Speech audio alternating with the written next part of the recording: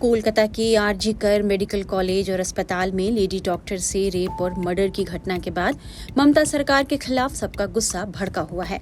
इस जघन्य कांड के खिलाफ जहां डॉक्टर्स देशव्यापी आंदोलन कर रहे हैं और प्रदर्शन दे रहे हैं, वहीं सोशल मीडिया पर भी ममता सरकार के खिलाफ लोगों का आक्रोश भड़क रहा है।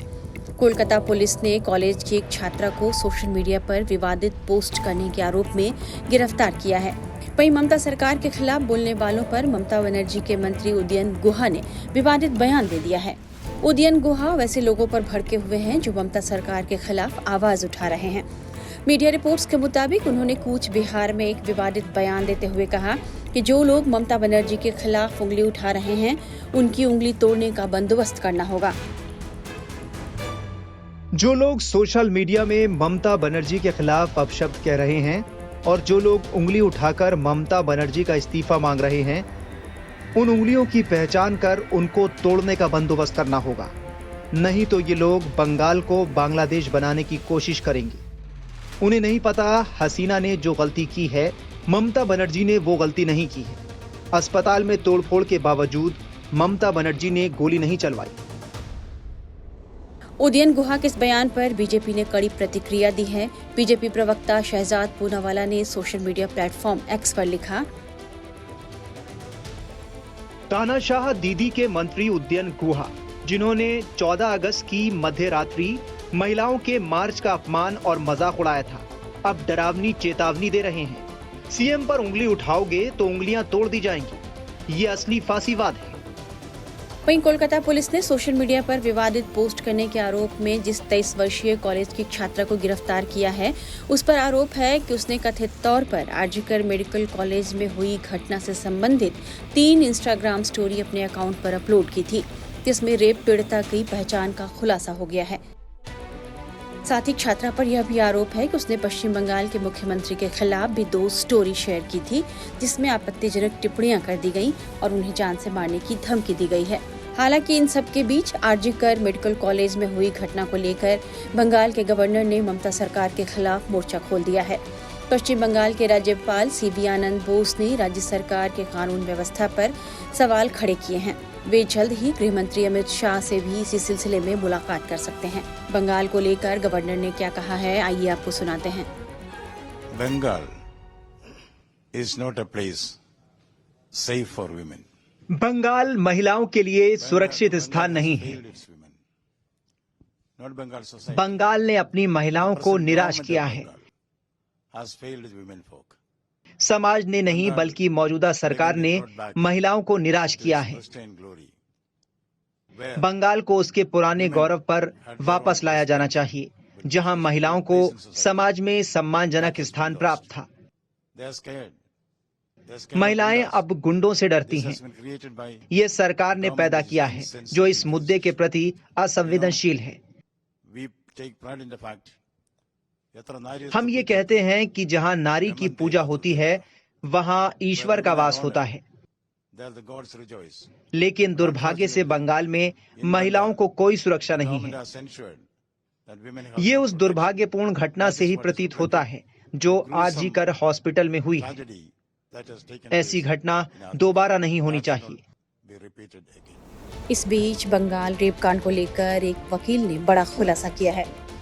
जिस दिन घटना होती है, घटना के बाद प्रोटेस्ट होता है, उसके बीच ही जो है लोग हाईकोर्ट पहुंचते हैं और हाईकोर्ट जो है केस को सीबीआई को दे देता है। लेकिन जस्ट जिस दिन सीबीआई को देता है, दूसरे ही दिन घटना ये होती है कि उस मेडिकल कॉलेज पे अटैक होता है। उसी बीच में जो है मेडिकल कॉलेज के अंदर सेम क्राइम सीन के आसपास में जो है कंस्ट्रक्शन शुरू हो जाता है। जो मेन एक्यूज, अभी तक कोई बाहर निकल के नहीं आया कि कौन है मेन एक्यूज।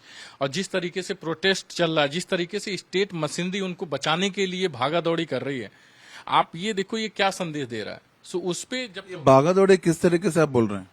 देखिए, भागा दौड़ी मैं ये कहना चाह रहा हूँ कि बचाने की कोशिश जिस तरीके से हो रही है, एक्यूज को बचाने की कोशिश जिस तरीके से किया जा रहा है। आप देखिए इतने बड़े मैटर में स्टेट फेल्योर कैसे है। आप किसी भी एक उसमें कंस्ट्रक्शन कैसे हो सकता है?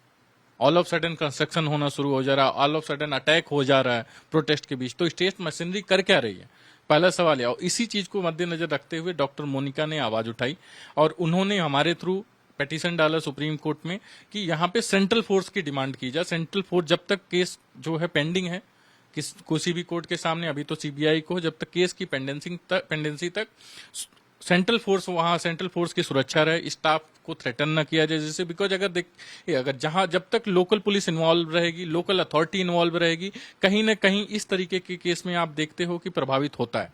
ये कहीं ऐसा ना हो जिस तरीके से सबूतों को मिटाने की कोशिश किया जा रहा है, ऐसा ना हो कि कहीं आरसी हेमराज जैसा मामला हो जाए कि सबूत ही ना बचे और फिर बाद में जो है एक्विटल हो जाए। तो कुछ दिन बाद जो वैंडलिज्म जो हुआ वहाँ पे सीसीटीवी कैमरास भी डिस्ट्रॉयड हुए, तो आप उस तरीके वो कैसे देख रहे हैं आप? देखिए, मुझे तो कहीं ना कहीं से ये लगता है कि हर तरीके से एक प्री प्लान्ड है, इस पूरी घटना ही प्री प्लान्ड है। और इस तरीके की घटना देखिए बहुत प्री प्लान करके ही होती है, और ऐसा नहीं है कि ऑल ऑफ सडन ही बड़ा रिवेंजिव घटना है। अगर आप क्रिमिनल साइकोलॉजी की बात करें तो इस तरीके की घटनाओं को काफी तरीके से प्री प्लान किया जाता है, और ये किसी एक व्यक्ति की घटना नहीं है। क्योंकि जिस तरीके से पोस्टमार्टम रिपोर्ट है, मैं पोस्टमार्टम रिपोर्ट के बेस पे कह रहा हूं कि जिस तरीके से 150 ग्राम सीमेन उस विक्टिम्स की बॉडी से मिला है, जिस तरीके से जो है उसके चश्मे के कण जो है पार्टिकल्स उसके बॉडी से, आंखों से मिले, आप ये बस सोचो कि पोस्टमार्टम रिपोर्ट कितना भयावह है, स्थिति दिखा रहा है कि कितनी भयावह स्थिति से ये क्राइम सीन हुआ होगा। और किस तरीके आप ये कहना कि एक बंदा अकेले इतना टॉर्चर नहीं कर सकता? जी नहीं, ये किसी एक व्यक्ति के लिए पॉसिबल ही नहीं है, किसी एक व्यक्ति के लिए पॉसिबल ही नहीं है। और जिस तरीके से पोस्टमार्टम रिपोर्ट है, पोस्टमार्टम रिपोर्ट के हिसाब से क्लियर कट है कि ये गैंग रेप एंड मर्डर है। तो आप ये मुद्दा सुप्रीम कोर्ट में उठाएंगे? जी, ये मुद्दा उठा हुआ है। बेसिकली मेरा मुद्दा मेन ये है सुप्रीम कोर्ट के सामने कि आप सुओ मोटो लें और उस पूरे मेडिकल कॉलेज के आसपास, और मेजरली मुझे लगता है कि इस तरीके की घटनाओं को, पहली बात तो ये है कि जितने भी मेडिकल कॉलेज हैं, जितने भी हॉस्पिटल्स हैं, उसमें सेंट्रल फोर्स का डिप्लॉयमेंट हो। कोलकाता में महिला डॉक्टर के साथ रेप और हत्या के बाद पश्चिम बंगाल में आक्रोश बढ़ता जा रहा है। साथ ही यह मामला पश्चिम बंगाल की सत्ताधारी टीएमसी की मुखिया ममता बनर्जी के लिए एक बड़ी चुनौती बनती जा रही है। ममता को एक साथ कई मोर्चे पर विरोध का सामना करना पड़ रहा है। विपक्षी दल बीजेपी ने इसे बड़ा मुद्दा बनाया है और ममता बनर्जी के इस्तीफे की मांग की जा रही है। बीजेपी ने ममता का नया नामाकरण भी किया है। देखिए, ममता को कोई कार्रवाई करनी नहीं थी, क्योंकि ममता नहीं है, वो क्रूरता है, वो क्रूरता की मूर्ति बन चुकी है, उनको कोई कार्रवाई नहीं करनी है। अब झूठ मूठ का इधर से उधर नोटिस देके गवाहों पे दबाव बनाने की कोशिश की जा रही है। पुलिस से फ़ोन करवाया जा रहा है कि आप शांत रहो, नहीं तो खराब हो जाएगा, करियर खराब हो जाएगा। डॉक्टरों को धमकी मिल रही है। ये अब दलदल में डूब रहे ममता बनर्जी की अंतिम छटपटाहट। पश्चिम बंगाल को उन्होंने गर्त में डुबा दिया है, उनसे मुक्ति चाहिए। वहीं टीएमसी के भीतर ही इस घटना को लेकर अलग अलग सुर देखने को मिल रहे हैं। टीएमसी नेता सुखेंदु शेखर ने मांग की थी कि सीबीआई को कोलकाता के पुलिस आयुक्त और आरजीकर मेडिकल कॉलेज एवं अस्पताल के पूर्व प्राचार्य से भी पूछताछ करनी चाहिए, जिसके बाद कोलकाता पुलिस ने नोटिस भेजकर उन्हें तलब किया है। अब सुखेंदु ने समन को रद्द करने के लिए हाईकोर्ट का रुख किया है। उनकी याचिका में पुलिस के नोटिस को चुनौती दी गई है।